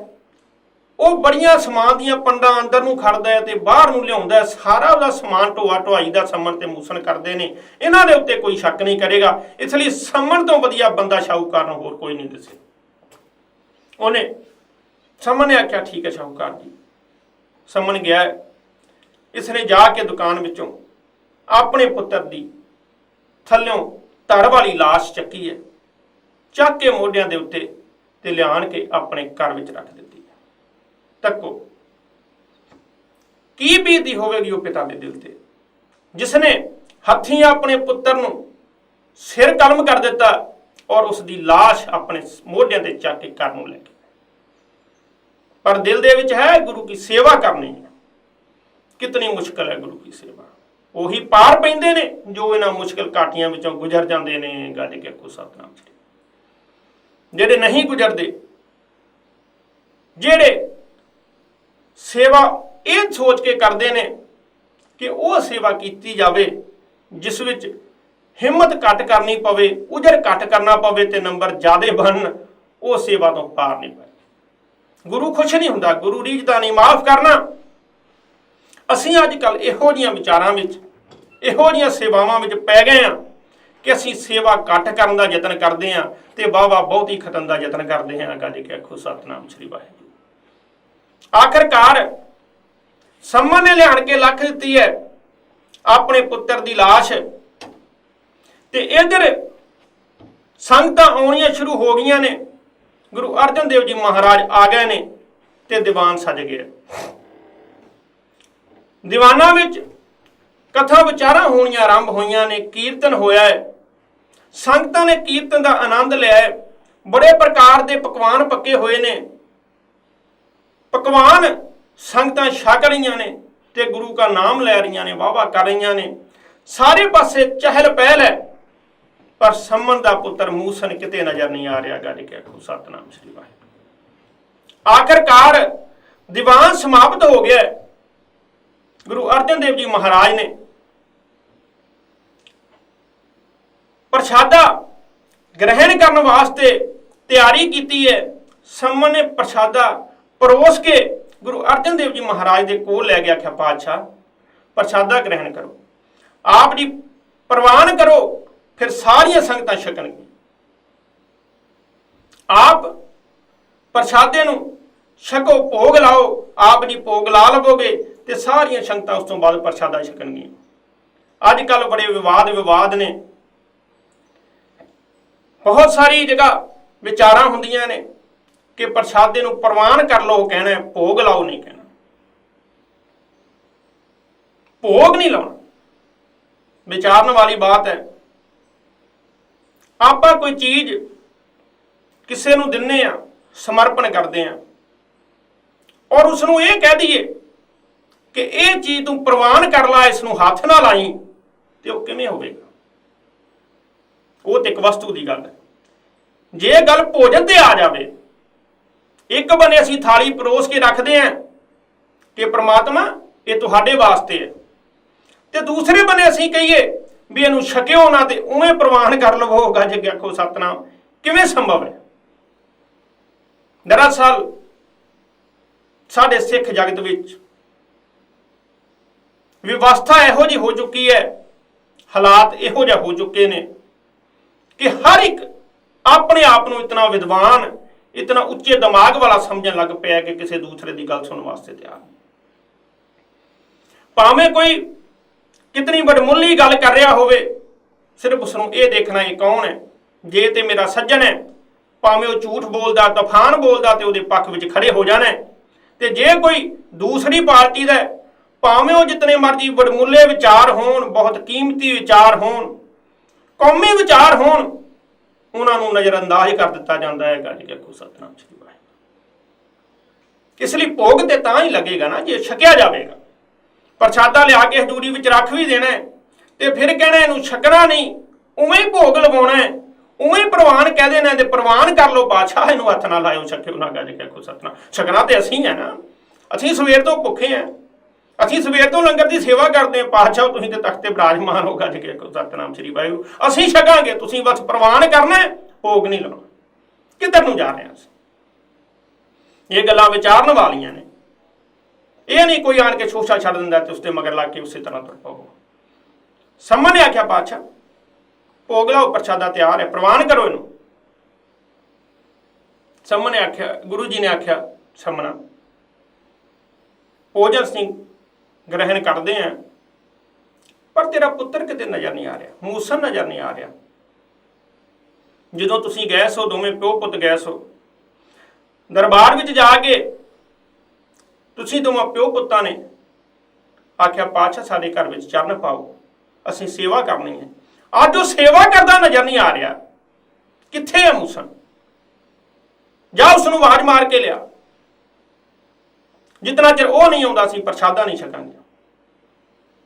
ਸੰਮਨ ਨੇ ਆਖਿਆ ਪਾਤਸ਼ਾਹ ਬਾਹਰ ਕਿਤੇ ਖੇਡਦਾ ਹੋਵੇਗਾ, ਸੱਜਣਾ ਮਿੱਤਰਾਂ ਦੇ ਨਾਲ ਕਿਤੇ ਖੜਾ ਹੋ ਗਿਆ। ਪਾਤਸ਼ਾਹ ਨੇ ਆਖਿਆ ਸੰਮਨ ਨਹੀਂ, ਉਸ ਨੂੰ ਆਵਾਜ਼ ਮਾਰ, ਕੋਠੇ ਉੱਤੇ ਚੜ੍ਹ ਕੇ ਆਵਾਜ਼ ਮਾਰ, ਉਹ ਆਵੇਗਾ ਤੇ ਫਿਰ ਅਸੀਂ ਪ੍ਰਸ਼ਾਦਾ ਛਕਾਂਗੇ। ਉਹਨੂੰ ਆਵਾਜ਼ ਮਾਰ, ਉਹਨੂੰ ਕਹਿ ਆਣ ਕੇ ਸੰਗਤਾਂ ਦੀ ਸੇਵਾ ਕਰ, ਤੇਰੇ ਘਰ ਵਿੱਚ ਸੰਗਤਾਂ ਆ ਗਈਆਂ। ਜਾਣੀ ਜਾਣ ਪਾਤਸ਼ਾਹ ਸਭ ਕੁਝ ਜਾਣਦੇ। ਜਾ ਕੇ ਆਪਣੇ ਪੁੱਤਰ ਨੂੰ ਆਵਾਜ਼ ਮਾਰ ਕੇ ਲਿਆ। ਜਦੋਂ ਪਾਤਸ਼ਾਹ ਨੇ ਪੁੱਤਰ ਨੂੰ ਆਵਾਜ਼ ਮਾਰਨ ਵਾਸਤੇ ਸੰਮਨ ਨੂੰ ਕਿਹਾ ਤੇ ਸੰਮਨ ਦੀਆਂ ਅੱਖਾਂ ਵਿੱਚੋਂ ਹੰਝੂ ਵਗ ਤੁਰੇ ਨੇ, ਰਿਹਾ ਨਹੀਂ ਗਿਆ। ਉਹ ਪੁੱਤਰ ਜਿਸ ਨੂੰ ਚਾਵਾਂ ਨਾਲ ਪਾਲਿਆ, ਮੋਢੇ ਨਾਲ ਮੋਢਾ ਜੋੜ ਕੇ ਦੋਵੇਂ ਪਿਓ ਪੁੱਤ ਕਮਾਈ ਕਰਦੇ ਸਨ, ਬੜੇ ਚਾਵਾਂ ਦੇ ਨਾਲ, ਬੜੀ ਸਲਾਹ ਦੇ ਨਾਲ ਜ਼ਿੰਦਗੀ ਬਤੀਤ ਕਰਦੇ ਸਨ। ਉਹ ਪੁੱਤਰ ਜਿਸ ਦਾ ਰਾਤੀ ਤਲਵਾਰ ਮਾਰ ਕੇ ਸਿਰ ਕਲਮ ਕਰਕੇ ਲੈ ਆਇਆ, ਉਹ ਪੁੱਤਰ ਨੂੰ ਆਵਾਜ਼ ਮਾਰ ਕੇ ਕਿਵੇਂ ਜਗਾ ਲਵੇ? ਅੱਖਾਂ ਵਿੱਚੋਂ ਛਮ-ਛਮ ਨੀਰ ਬਣਾ ਸ਼ੁਰੂ ਹੋ ਗਿਆ ਸੰਮਨ ਦੇ। ਪਾਤਸ਼ਾਹ ਨੇ ਆਖਿਆ ਸੰਮਨਾ ਕੀ ਗੱਲ ਹੈ? ਤੇਰੇ ਘਰ ਵਿੱਚ ਸੰਗਤ ਆਈ ਹੈ, ਉਹ ਬੜੇ ਚਾਵਾਂ ਨਾਲ ਸੇਵਾ ਕੀਤੀ ਹੈ, ਤੂੰ ਪੂਰਾ ਟਿੱਲ ਲਾਇਆ, ਪੂਰਾ ਤਾਣ ਲਾਇਆ, ਜਿਤਨਾ ਕਰ ਸਕਦਾ ਸਾਂ ਗੁਰੂ ਦੀਆਂ ਖੁਸ਼ੀਆਂ ਪ੍ਰਾਪਤ ਕਰਨ ਦੀ ਕੋਸ਼ਿਸ਼ ਕੀਤੀ, ਰੋ ਕਿਉਂ ਰਹੇ? ਆਖਿਆ ਪਾਤਸ਼ਾਹ ਤੁਸੀਂ ਮੈਨੂੰ ਆਖਿਆ ਕਿ ਮੂਸਾ ਨੂੰ ਆਵਾਜ਼ ਮਾਰ, पातशाह वो हुण मेरी आवाज़ मारे नहीं आउणा, गज के आखो सतनाम श्री वाहिगुरू। पातशाह ने आख्या क्यों नहीं आउणा, उन्होंने उठ आवाज़ मार ते उन्होंने कह आके संगतां दी सेवा करे। सम्मन ने आख्या पातशाह जे तुसीं आवाज़ मारोगे तो जरूर आ जाएगा, हुण मेरे आवाज़ मारना वो आउण वाला नहीं, गज के आखो सतनाम श्री वाहिगुरू। पातशाह उठे ने, उठ के वो कमरे विच गए ने जिथे मूसन की लाश पई, मरे हुए का सिर ते तर जोड़िया। पातशाह गए ने, तके सामने मंजे दे उत्ते लाश पई है, लाश दे उपर कपड़ा पाया होया है। पातशाह ने चक्या कपड़ा ते जदों आवाज़ मारी है, ओ मूसना उठ तेरे घर संगतां आईयां ने, ते साध संग जी मूसन उठ के खड़ा हो गया है, गज के आखो सतनाम श्री वाहिगुरू। सतगुर मेरा मार्ज वाल है। पातशाह कौन करूगा रीसा वो पातशाह दी, आवाज़ मारी है, आख्या मूसना उठ तेरे घर संगतां आईयां ने, ते मूसन उठ के हाथ जोड़ के खड़ा हो गया, गज के आखो सतनाम श्री वाहिगुरू। पातशाह मैं सेवा करांगा। सम्मन तक के हैरान रह गया, ते बराग दे जलां, बराग दा आया अखियां विच जल जल वग वग के गुरु अर्जन देव महाराज जी पातशाह दे चरण धो दिते ने। सम्मन ने चरनां ते ढह पिया, पातशाह इतने मेहर विच पता है मैं हत्थीं अपना पुत्र मारिया, उहदा सिर कलम कीता है। मेरे पातशाह ने किहड़ियां खुशियां देतियां, किहड़ी गल तो मेरे ते इतना खुश हो गया, मेरे मरे पुत्र नूं जवाल दिता पातशाह ने। गुरु अर्जन देव जी पातशाह ने है कोई दुनिया के इतिहास विच जो सेवक की इतनी प्रीत दे उत्ते खुश हो के ते गुरु सेवक नूं मरे नूं उठा दिंदा है, गज के आखो सतनाम श्री वाहिगुरू। यह साहिब श्री गुरु अर्जन देव जी महाराज। सम्मन ने आख्या पातशाह आप जी बहुत प्रसन्न हो, बहुत खुशे, आप जी ने मैनू बख्श दिते ने, आ कुछ भेटावां ने, इसने पातशाह नूं वस्त्र भेट कीते ने। भेटा देण तो बाद सम्मन नाल खड़ोता है इहदा पुत्र मूसन। सम्मन ने पाया गल विच पल्लू ते गल विच पल्ला पा के खड़ा हो गया, क्या पातशाह तुसीं मेरे ते बहुत खुश हो, मैनूं पता है। पातशाह किरपा करो मैनूं दस देवो कि मेरी किहड़ी सेवा ते इतने रीझे हो, मेरी किहड़ी सेवा जिस तो इन्ने प्रसन्न होए, जो मैं लंगरां दी सेवा की दिन रात एक करके, जां मैं पुत्र दा सीस वार दिता सेवा करन करके, पातशाह किहड़ी गल तो खुश हो। लाहौर शहर दा वाकिया आप जी सब संगतां दे नाल साझा कीता जा रहा। लाहौर शहर विच सम्मन मूसन दे घर गुरु अर्जन देव जी महाराज खड़े ने, और गुरु अर्जन देव जी महाराज ने आख्या सम्मना ये प्यार दीयां बातां हुंदियां ने, सिरां नाल बात नहीं, ये तुहाडा प्यार है, प्यार जिहड़ा सिर दे देना गुरु नूं उस नाल दी बात नहीं बनदी। गुरु अर्जन देव जी महाराज पातशाह ने सम्मन मूसन दे घर विच लाहौर खड़े हो के बाणी उचारी है, जो गुरु ग्रंथ साहिब जी विच दर्ज है। चौं बोले महला पंजवा, सम्मन जो इस प्रेम की दाम न होती साट। सम्मना ये प्रेम, सम्मन जो इस प्रेम की दम न होती साट। दम लफ्ज गुरबाणी विच, पर जदों अर्थ करने ने उदों दाम करने ने, दाम तो भाव माया। सम्मन जो इस प्रेम की दम ना होती साट, अर्थ कर लग्या इस दे दाम करने ने, दाम तो भाव है माया। सम्मना ये जिहड़ा प्रेम है ना, ये जिहड़ा उत्पन्न होया है जो इस प्रेम की, इस तो भाव ये जिहड़ा इस ते ओ दो लफ्ज हुंदे ने, व्याकरण वाले वीर जानदे। इस कही दा जो नजदीक है ते ओ कही दा जो दूर है। सम्मन जो इस प्रेम की दामना होती साठ। सम्मना ये प्रेम दी ਮਾਇਆ ਕੋਈ ਸੱਟਾ ਵੱਟਾ ਨਹੀਂ ਹੈ। ਇਹ ਮਾਇਆ ਨਾਲ ਪ੍ਰਾਪਤ ਹੋਣ ਵਾਲਾ ਨਹੀਂ ਹੈ, ਮਾਇਆ ਨਾਲ ਖਰੀਦਿਆ ਜਾਣ ਵਾਲਾ ਨਹੀਂ ਹੈ। ਅਗਲੀ ਪੰਕਤੀ ਸਾਹਿਬ ਕੀ ਕਹਿੰਦੇ ਨੇ? ਸਮਨ ਜੋ ਇਸ ਪ੍ਰੇਮ ਕੀ ਦਮ ਨ ਹੋਤੀ ਸਾਟ, ਰਾਵਣ ਹੋਤੇ ਸੋ ਰੰਕਨ ਜਿਨ ਸਿਰ ਦੀਨੈ ਕਾਟ। ਪਾਤਸ਼ਾਹ ਨੇ ਆਖਿਆ ਸਮਨਾ ਉਹ ਰਾਵਣ ਕੋਈ ਰੰਕ ਨਹੀਂ ਸੀ, ਕੋਈ ਗਰੀਬ ਨਹੀਂ ਸੀ, ਜਿਹਨੇ ਪ੍ਰਮਾਤਮਾ ਨੂੰ ਖੁਸ਼ ਕਰਨ ਵਾਸਤੇ ਸਿਰ ਅਰਪਣ ਕਰ ਦਿੱਤੇ। ਗੱਜ ਕੇ ਆਖੋ ਸਤਿਨਾਮ। ਇਹ ਬਾਣੀ ਗੁਰੂ ਗ੍ਰੰਥ ਸਾਹਿਬ ਵਿੱਚ ਦਰਜ ਹੈ। ਸਮਨ ਮੂਸਣ ਦੇ ਘਰ ਉਚਾਰੀ ਗਈ। ਸਮਨਾ ਉਹ ਰਾਵਣ ਕੋਈ ਰੰਕ ਨਹੀਂ ਸੀ, ਕੋਈ ਗਰੀਬ ਨਹੀਂ ਸੀ। ਜੇ ਮਾਇਆ ਨਾਲ ਉਸਨੇ ਪ੍ਰਮਾਤਮਾ ਨੂੰ ਰਜਾ ਲੈਣਾ ਹੁੰਦਾ ਤੇ ਉਹ ਸਿਰ ਭੇਟ ਕਿਉਂ ਕਰਦਾ? ਬੈਜਨਾਥ ਇੱਕ ਤੀਰਥ ਹੈ ਜਿੱਥੇ ਰਾਵਣ ਨੇ ਆਪਣੇ ਵਾਰੀ-ਵਾਰੀ 9 ਸਿਰ ਵੱਢ ਕੇ ਪ੍ਰਮਾਤਮਾ ਨੂੰ ਖੁਸ਼ ਕਰਨ ਲਈ ਭੇਟ ਕੀਤੇ ਨੇ। ਗੱਜ ਕੇ ਆਖੋ ਸਤਿਨਾਮ ਸ੍ਰੀ ਵਾਹਿਗੁਰੂ। ਰਾਵਣ ਨੇ 9 ਸਿਰ ਪ੍ਰਮਾਤਮਾ ਨੂੰ ਖੁਸ਼ ਕਰਨ ਵਾਸਤੇ ਭੇਟ ਕੀਤੇ ਨੇ, ਪਰ ਉਹਦੇ 9 ਸਿਰ ਦੇਣ ਤੋਂ ਬਾਅਦ ਵੀ ਪ੍ਰਮਾਤਮਾ ਪਰਤਿਆ ਨਹੀਂ। ਗੱਜ ਕੇ ਆਖੋ ਸਤਿਨਾਮ। ਉਸ ਨੂੰ ਮਿਲਣ ਵਾਸਤੇ ਨਹੀਂ ਆਇਆ। ਸਮਝਣਾ ਪ੍ਰੇਮ ਦੀ ਬਾਤ ਹੈ। ਇਹ ਦਮ ਨਹੀਂ, ਇਹ ਦਾਮ ਜਿਨ੍ਹਾਂ ਨਾਲ ਦੁਨੀਆ ਚੱਲਦੀ ਹੈ ਮਾਇਆ ਨਾਲ, ਇਹ ਪ੍ਰੇਮ ਉਹਨਾਂ ਨਾਲ ਖਰੀਦਿਆ ਨਹੀਂ ਜਾਂਦਾ। ਮਾਇਆ ਬਾਰੇ ਸ਼ਾਸਤਰ ਲਿਖਦੇ ਨੇ। ਸ਼ਾਸਤਰ ਕਹਿੰਦੇ ਨੇ ਮਾਇਆ 3 ਕਾਲਾਂ ਵਿੱਚ ਦੁੱਖ ਦਿੰਦੀ ਹੈ। ਭੂਤ ਵਿੱਚ, ਭੂਤ ਕਾਲ ਜੋ ਬੀਤ ਗਿਆ, ਵਰਤਮਾਨ ਕਾਲ ਵਿੱਚ ਤੇ ਭਵਿੱਖ ਕਾਲ ਵਿੱਚ। 3 ਕਾਲਾਂ ਵਿੱਚ ਜਿਹੜੀ ਮਾਇਆ ਹੈ ਇਹ ਦੁੱਖ ਦਿੰਦੀ ਹੈ। ਤਾਂ ਸਵਾਲ ਉੱਠਦਾ ਹੈ ਕਿ ਅਸੀਂ ਇਸ ਨੂੰ ਇਤਨਾ ਪਿਆਰ ਕਿਉਂ ਕਰਦੇ ਹਾਂ? ਗੱਜ ਕੇ ਆਖੋ ਸਤਿਨਾਮ।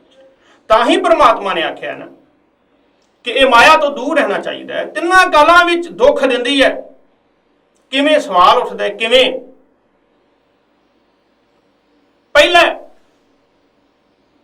ਕਿ ਇਹ ਇਕੱਠੀ ਬਹੁਤ ਦੁੱਖਾਂ ਤੇ ਕਸ਼ਟਾਂ ਨਾਲ ਹੁੰਦੀ ਹੈ ਮਾਇਆ। ਭੂਤ ਕਾਲ ਵਿੱਚ ਆਪਾਂ ਇਕੱਠੀ ਕੀਤੀ, ਜਿਤਨੀ ਕੀਤੀ ਬਹੁਤ ਕਸ਼ਟਾਂ ਨਾਲ ਮਿਹਨਤ ਕਰਕੇ। ਬੜੇ ਲੋਕ ਇਹੋ ਜਿਹੇ ਨੇ ਜੋ ਆਪਣੇ ਸੱਜਣਾ ਮਿੱਤਰਾਂ ਦੀਆਂ ਆਹੂਤੀਆਂ ਵੀ ਦੇ ਦਿੰਦੇ ਨੇ। ਗੱਜ ਕੇ ਆਖੋ ਸਤਿਨਾਮ। ਮਾਇਆ ਦੁੱਖ ਬਿਨਾਂ ਇਕੱਠੀ ਨਹੀਂ ਹੁੰਦੀ, ਦੁੱਖ ਸਹਿਣੇ ਪੈਂਦੇ ਨੇ। ਠੀਕ ਹੈ, ਤੇ ਫਿਰ ਜੇ ਵਰਤਮਾਨ ਕਾਲ ਵਿੱਚ ਦੁੱਖ ਕਿਵੇਂ ਦਿੰਦੀ ਹੈ? ਵਰਤਮਾਨ ਕਾਲ ਵਿੱਚ ਇਵੇਂ ਦੁੱਖ ਦਿੰਦੀ ਹੈ,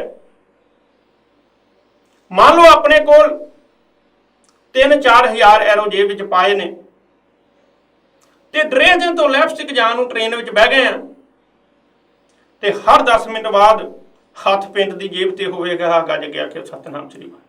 ਹਰ 10 ਮਿੰਟ ਬਾਅਦ ਚੈੱਕ ਕਰਾਂਗੇ ਕਿ ਕਿਤੇ ਕੋਈ ਸੰਨ ਲਾ ਕੇ, ਕੋਈ ਚੀਰ ਕੇ ਬਲੇਡ ਦੇ ਨਾਲ ਜੇਬ ਤੇ ਨਹੀਂ ਵੱਢ ਲੈ ਗਿਆ।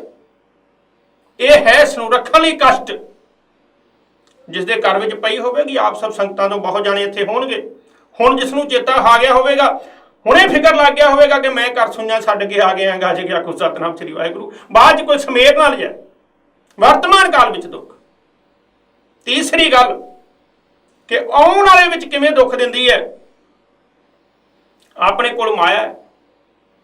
ਤੁਹਾਡੇ ਵਿੱਚੋਂ ਬਹੁਤ ਸਾਰੇ ਵੀਰ ਨੇ, ਕਈਆਂ ਨੇ ਘਰ ਦਾ ਸਮਾਨ, ਘਰ ਚਲਾਉਣ ਵਾਸਤੇ ਲੇਬਰ ਸਮਿਤਲ ਜਿਸ ਨੂੰ ਕਹਿੰਦੇ ਨੇ, ਉਹ ਲੈਣ ਦੀ ਜ਼ਿੰਮੇਵਾਰੀ ਲੱਗੀ ਹੁੰਦੀ ਹੈ। ਹਫ਼ਤੇ ਬਾਅਦ ਉਹਨਾਂ ਨੇ ਉਹ ਸਾਰਾ ਲਿਆਉਣਾ ਹੁੰਦਾ ਹੈ। ਲਿਆਣ ਕੇ ਘਰ ਵਿੱਚ ਰੱਖ ਕੇ ਜਦੋਂ ਸੁੱਖ ਦਾ ਸਾਹ ਲੈਣ ਵਾਸਤੇ ਟੇਬਲ ਉੱਤੇ ਬਹਿ ਜਾਂਦਾ ਹੈ ਨਾ, ਫਿਰ ਸੋਚਦਾ ਅੱਜ 250 ਐਰੋ ਲੱਗ ਗਿਆ। ਗੱਜ ਕੇ ਆਖੋ ਸਤਿਨਾਮ ਸ੍ਰੀ ਵਾਹਿਗੁਰੂ। ਉਹ ਵੇਖ 'ਚ ਵੀ ਦੁਖੀ, ਆਉਣ ਵਾਲੇ ਸਮੇਂ 'ਚ ਵੀ ਦੁੱਖ ਦੇ ਰਹੀ ਹੈ। ਕਿਤਨਾ ਦੁੱਖ ਹੋ ਰਿਹਾ ਕਿ ਮਾਇਆ ਮੈਂ ਇਤਨੀ ਖਰਚ ਆਇਆ, ਹਾਲਾਂਕਿ ਉਸ ਦੇ ਨਾਲ ਕੋਈ ਵਾਧੂ ਸਮਾਨ ਨਹੀਂ, ਆਪਣੇ ਜੀਵਨ ਨਿਰਬਾਹ ਦਾ ਸਮਾਨ ਹੀ ਭਾਵੇਂ ਲੈ ਕੇ ਆਇਆ ਹੋਵੇ, ਪਰ ਉਸ ਵਿੱਚ ਵੀ ਉਹ ਦੁੱਖ ਦੇ ਰਹੀ ਹੈ। ਗੱਜ ਕੇ ਆਖੋ ਸਤਿਨਾਮ। 3 ਕਾਲਾਂ ਵਿੱਚ ਮਾਇਆ ਦੁੱਖ ਦਿੰਦੀ ਹੈ। ਇੱਕ ਇਹਦਾ ਫਾਇਦਾ ਸ਼ਾਸਤਰ ਦੱਸਦੇ ਨੇ। ਸ਼ਾਸਤਰ ਕਹਿੰਦੇ ਨੇ ਕਿ ਇੱਕ ਇਹਦਾ ਫਾਇਦਾ ਇਹ ਹੈ ਕਿ ਮਨੁੱਖ ਦੇ ਜੀਵਨ ਤੋਂ ਲੈ ਕੇ ਮਰਨ ਤੱਕ ਦੁਨੀਆ ਦਾ ਕੋਈ ਵੀ ਕਾਰਜ ਹੋਵੇ ਉਹ ਮਾਇਆ ਨਾਲ ਸੰਪੰਨ ਹੁੰਦਾ ਹੈ। ਗੰਜ ਕੇ ਆਖੋ ਸਤਿਨਾਮ ਸ੍ਰੀ ਵਾਹਿਗੁਰੂ। ਮਾਇਆ ਨਾਲ, ਮਾਇਆ ਤੋਂ ਬਿਨਾਂ ਬਾਤ ਨਹੀਂ ਬਣਦੀ। ਜੀਵਨ ਦਾ ਕੋਈ ਵੀ ਕਾਰਜ ਹੈ ਉਹ ਮਾਇਆ ਨਾਲ ਸੌਰਦਾ ਹੈ, ਮਾਇਆ ਉਸ ਨੂੰ ਚੰਗਾ ਕਰ ਦਿੰਦੀ ਹੈ। ਬਹੁਤ ਸਾਰੇ ਇਹੋ ਜਿਹੇ ਕਾਰਜ ਨੇ ਜੇ ਮਨੁੱਖ ਦੇ ਕੋਲ ਮਾਇਆ ਨਹੀਂ ਹੋਵੇਗੀ ਤੇ ਉਹ ਰੁਕ ਜਾਣਗੇ। ਗੰਜ ਕੇ ਆਖੋ ਸਤਿਨਾਮ ਸ੍ਰੀ ਵਾਹਿਗੁਰੂ। ਸ਼ਾਇਦ ਅਸੀਂ ਇਹ ਗੱਲ ਤੇ ਜ਼ਿਆਦਾ ਜ਼ੋਰ ਦੇ ਲਿਆ, ਪਹਿਲੀਆਂ ਤਿੰਨੇ ਭੁੱਲ ਗਏ ਆ ਕਿ ਮਾਇਆ ਦੁੱਖ ਦਿੰਦੀ ਹੈ। ਸਾਨੂੰ ਇੱਕ ਗੱਲ ਦਾ ਚੇਤਾ ਰਹਿ ਗਿਆ ਕਿ ਜੇ ਇਹ ਹੋਵੇ ਤਾਂ ਜੀਵਨ ਦੇ ਸਾਰੇ ਕਾਰਜ ਸਵਾਰ ਦਿੰਦੀ ਹੈ। ਗੰਜ ਕੇ ਆਖੋ ਸਤਿਨਾਮ ਸ੍ਰੀ ਵਾਹਿਗੁਰੂ। ਤਾਂ ਅਸੀਂ ਜ਼ਿਆਦਾ ਸਮੇਟਦੇ ਹਾਂ। ਵੀਰੋ, ਮਾਇਆ ਜ਼ਿੰਦਗੀ ਦੀ ਲੋੜ ਹੈ, ਪਰ ਜਿਸ ਦੇ ਨਾਲ ਗੁਜ਼ਾਰਾ ਵਧੀਆ ਹੋ ਸਕੇ, ਇੱਜ਼ਤ ਨਾਲ ਕਮਾਈ ਜਾ ਸਕੇ, ਕਿਸੇ ਨੂੰ ਦੁੱਖ ਦੇ ਕੇ ਨਹੀਂ, ਕਿਸੇ ਦੇ ਵੈਰੀ ਬਣ ਕੇ ਨਹੀਂ, ਕਿਸੇ ਨਾਲ ਠੱਗੀ ਕਰਕੇ ਨਹੀਂ। ਜੋ ਠੱਗੀ ਦੁਆਰਾ, ਧੋਖੇ ਦੁਆਰਾ ਮਾਇਆ ਕਮਾਈ ਜਾਵੇਗੀ ਉਹ ਕਦੀ ਸੁੱਖ ਨਹੀਂ ਦਿੰਦੀ। ਮਾਇਆ ਤੇ ਉਵੇਂ ਹੀ ਸੁੱਖ ਨਹੀਂ ਦਿੰਦੀ, ਤੇ ਜੇ ਉਸ ਵਿੱਚ ਧੋਖਾ, ਹੇਰਾ ਫੇਰੀ ਸ਼ਾਮਲ ਹੋਵੇਗੀ, ਮਨੁੱਖ ਕਦੀ ਸੁਖੀ ਨਹੀਂ ਰਹਿ ਸਕੇਗਾ। ਇਸ ਲਈ ਸ਼ਾਸਤਰ ਫੇਰ ਅੱਗੇ ਜਾ ਕੇ ਕਹਿੰਦੇ ਨੇ ਭਾਵੇਂ ਇਸ ਦਾ ਇਤਨਾ ਸੁੱਖ ਹੈ ਕਿ ਜੀਵਨ ਤੋਂ ਲੈ ਕੇ, ਜੰਮਣ ਤੋਂ ਲੈ ਕੇ ਮਰਨ ਤੱਕ ਦੇ ਸਾਰੇ ਕਾਰਜ ਕਰ ਦਿੰਦੀ, ਜਿਨ੍ਹਾਂ ਵਿੱਚ ਸ਼ਾਮਲ ਹੈ ਉਹਨਾਂ ਨੂੰ ਬਹੁਤ ਵਧੀਆ ਤਰ੍ਹਾਂ ਕਹਿੰਦੀ ਹੈ। ਫਿਰ ਵੀ ਉਹ ਕਹਿੰਦੇ ਨੇ ਇਹਦਾ ਮੋਹ ਨਾ ਕਰ। ਗੰਜ ਕੇ ਆਖੋ ਸਤਿਨਾਮ ਸ੍ਰੀ ਵਾਹਿਗੁਰੂ। ਸ਼੍ਰੇਸ਼ਟ ਹੈ ਵੀ ਤੂੰ ਇਹਨੂੰ ਤਿਆਗ ਦੇਵੇਂ, ਉੱਤਮ ਹੈ, ਸਭ ਤੋਂ ਵਧੀਆ ਇਹ ਗੱਲ ਹੈ, ਫਿਰ ਵੀ ਇਸ ਨੂੰ ਤਿਆਗ ਦੇ। ਸੋ ਆਪ ਜੀ ਦੇ ਨਾਲ ਵਿਚਾਰਾਂ ਸਾਂਝੀਆਂ ਹੋ ਰਹੀਆਂ ਸਨ ਸਿੱਖਾਂ ਦੀ ਉਹ ਮੁਹੱਬਤ ਦੀ। ਪਾਤਸ਼ਾਹ ਨੇ ਆਖਿਆ, ਸਮਣ ਮੂਸਣ ਦੇ ਘਰ 'ਚ ਖੜੇ ਹੋ ਕੇ ਬਾਣੀ ਉਚਾਰੀ, ਆਖਿਆ ਸਮਣਾ, ਉਹ ਰਾਵਣ ਕੋਈ ਰੰਕ ਨਹੀਂ ਸੀ। ਜੇ ਪੈਸਿਆਂ ਨਾਲ, ਸੇਵਾ ਕਰਕੇ, ਜਗ ਕਰਕੇ ਪਰਮਾਤਮਾ ਨੂੰ ਰਜਾਉਣਾ ਹੁੰਦਾ ਤੇ ਉਹ ਕੋਈ ਰੰਕ ਨਹੀਂ ਸੀ। ਉਸਦੇ ਪਾਸ ਬਹੁਤ ਮਾਇਆ ਸੀ। ਇੱਥੋਂ ਤੱਕ ਕਿ ਉਹਨੇ ਸਿਰ ਵੀ ਕੱਟ ਕੇ ਆਪਣੇ ਦੇ ਦਿੱਤੇ, ਪਰ ਪਰਮਾਤਮਾ ਨਹੀਂ ਰੀਝਿਆ। ਇਹ ਪਿਆਰ ਦੀ ਗੱਲ ਹੈ। ਇਹ ਪਿਆਰ ਦੀਆਂ ਤੰਦਾਂ ਜੋ ਤੂੰ ਸਾਡੇ ਨਾਲ ਪਾਈਆਂ, ਤੂੰ ਭੁੱਲ ਗਿਆ ਸਾਰੀ ਦੁਨੀਆ, ਭੁੱਲ ਗਿਆ ਸਭ ਕੁਝ, ਆਪਣਾ ਪਰਿਵਾਰ, ਆਪਣਾ ਬੱਚਾ, ਤੂੰ ਉਹਦਾ ਸਿਰ ਦੇਣ ਲੱਗਿਆ, ਉਹਦਾ ਸਿਰ ਵੱਢਣ ਲੱਗਿਆ, ਸੋਚਿਆ ਤੱਕ ਨਹੀਂ। ਸਿਰਫ ਤੇਰਾ ਇੱਕੋ ਗੁਰੂ ਦੇ ਚਰਨਾਂ ਵਿੱਚ ਧਿਆਨ ਸੀ ਕਿ ਮੇਰੇ ਗੁਰੂ ਨੂੰ ਕੋਈ ਇੱਦਾਂ ਦੀ ਗੱਲ ਨਾ ਕਹਿ ਦੇਵੇ ਜਿਸ ਦੇ ਨਾਲ ਸਾਡਾ ਸਿਰ ਨੀਵਾਂ ਹੋ ਜਾਵੇ। ਸੰਗਤਾਂ ਜਿਸ ਦੇ ਨਾਲ ਦੁਚਿੱਤੀ ਵਿੱਚ ਪੈ ਜਾਣ, ਸੰਗਤਾਂ ਨੂੰ ਕੋਈ ਮਾੜਾ ਨਾ ਕਹਿ ਦੇਵੇ। ਤੇਰਾ ਸਿਰਫ ਧਿਆਨ ਗੁਰੂ ਚਰਨਾਂ ਵਿੱਚ ਸੀ। ਗੁਰੂ ਦੇ ਚਰਨਾਂ ਦਾ ਧਿਆਨ ਕਰਕੇ ਤੂੰ ਸਿਰ ਕਲਮ ਕੀਤਾ ਤੇ ਗੁਰੂ ਨੇ ਤੇਰਾ ਪੁੱਤਰ ਜਿਉਂਦਾ ਕਰ ਦਿੱਤਾ। ਗਾ ਜੇ ਕਿ ਆਖੋ ਸਤਿਨਾਮ ਸ੍ਰੀ ਵਾਹਿਗੁਰੂ। ਇਹ ਹੈ ਗੁਰੂ ਦੀਆਂ ਕਥਾ ਕਹਾਣੀਆਂ। ਆਪ ਸਭ ਸੰਗਤਾਂ ਦਾ ਬਹੁਤ ਬਹੁਤ ਧੰਨਵਾਦ, ਜਿਨ੍ਹਾਂ ਨੇ ਬਿਲਕੁਲ ਇਕਾਗਰਤਾ ਨਾਲ ਬੈਠ ਕੇ ਸਾਰਾ ਪ੍ਰੋਗਰਾਮ ਸਰਵਣ ਕੀਤਾ ਹੈ। ਦਾਸ ਨੇ ਤਿਆਰੀ ਕਿਸੇ ਹੋਰ ਸਾਖੀ ਦੀ ਕੀਤੀ ਹੋਈ ਸੀ। ਪ੍ਰਬੰਧਕਾਂ ਵੱਲੋਂ ਹੁਕਮ ਸੀ ਕਿ ਸਮਣ ਤੇ ਮੂਸਣ ਦੀ ਸਾਖੀ ਆਪ ਸਭ ਸੰਗਤਾਂ ਵਿੱਚ ਰੱਖੀ ਜਾਵੇ। ਇਤਿਹਾਸ ਬੋਲਦਿਆਂ ਬਹੁਤ ਸਾਰੀਆਂ ਗਲਤੀਆਂ ਹੋ ਜਾਂਦੀਆਂ ਨੇ, ਬਹੁਤ ਸਾਰੀਆਂ ਤਰੁੱਟੀਆਂ ਰਹਿ ਜਾਂਦੀਆਂ ਨੇ। ਆਪ ਸਭ ਸੰਗਤਾਂ ਬਖਸ਼ਣਯੋਗ ਮੀਡੀਆ ਪੰਜਾਬ TV ਜਿਸ ਨੇ ਇਹ ਸਾਰੇ ਪ੍ਰੋਗਰਾਮ ਨੂੰ ਕਵਰੇਜ ਕੀਤਾ ਹੈ, ਉਸ ਦਾ ਵੀ ਬਹੁਤ ਬਹੁਤ ਧੰਨਵਾਦ ਹੈ। ਆਪ ਸਭ ਸੰਗਤਾਂ ਨੂੰ ਬੇਨਤੀ ਹੈ ਕਿ ਜਰਮਨ ਦੇ ਵਿੱਚ ਸਾਡੇ ਕੋਲ ਇਹ ਪਹਿਲਾ TV ਚੈਨਲ ਹੈ ਜੋ ਸਾਨੂੰ ਮਿਲਿਆ ਹੈ, ਤੇ ਅਸੀਂ ਇਸ ਦੀ ਵੱਧ ਤੋਂ ਵੱਧ ਹੈਲਪ ਕਰੀਏ, ਵੱਧ ਤੋਂ ਵੱਧ ਇਸ ਨੂੰ ਆਰਥਿਕ ਸਹਾਇਤਾ ਦਈਏ ਔਰ ਜਿਸ ਨੂੰ ਆਪਾਂ ਇੱਕ ਉੱਚੇ ਲੈਵਲ ਤੇ ਚਲਾ ਸਕੀਏ ਔਰ ਵੱਧ ਤੋਂ ਵੱਧ ਸੰਗਤਾਂ ਜਿਸ ਨੂੰ ਦੇਖ ਕੇ ਆਨੰਦ ਮਾਣ ਸਕਣ। ਆਪਾਂ ਬਹੁਤ ਚੰਗੇ ਚੰਗੇ ਪ੍ਰਚਾਰਕ ਸੱਦ ਕੇ ਤੇ ਉਹਨਾਂ ਦਾ ਵੀ ਲਾਹਾ ਲਿਆ ਕਰੀਏ। ਸੋ ਬਹੁਤ ਬਹੁਤ ਧੰਨਵਾਦ ਹੈ ਮੀਡੀਆ ਪੰਜਾਬ TV ਦਾ, ਆਪ ਸਾਰੀਆਂ ਸੰਗਤਾਂ ਦਾ। ਦਾਸ ਜਗਜੀਤ ਸਿੰਘ JK, ਡ੍ਰੇਸਡਨ ਜਰਮਨੀ। ਆਪ ਸਭ ਸੰਗਤਾਂ ਤੋਂ ਖਿਮਾ ਚਾਹੁੰਦੇ ਹਾਂ, ਬੋਲਦਿਆਂ ਬਹੁਤ ਸਾਰੀਆਂ ਗਲਤੀਆਂ ਹੋ ਗਈਆਂ ਹੋਣਗੀਆਂ। ਬੋਲੋ ਵਾਹਿਗੁਰੂ ਜੀ ਕਾ ਖਾਲਸਾ, ਵਾਹਿਗੁਰੂ ਜੀ ਕੀ ਫਤਿਹ। ਸਤਨਾਮ ਸ਼੍ਰੀ ਵਾਹਿਗੁਰੂ, ਸਤਨਾਮ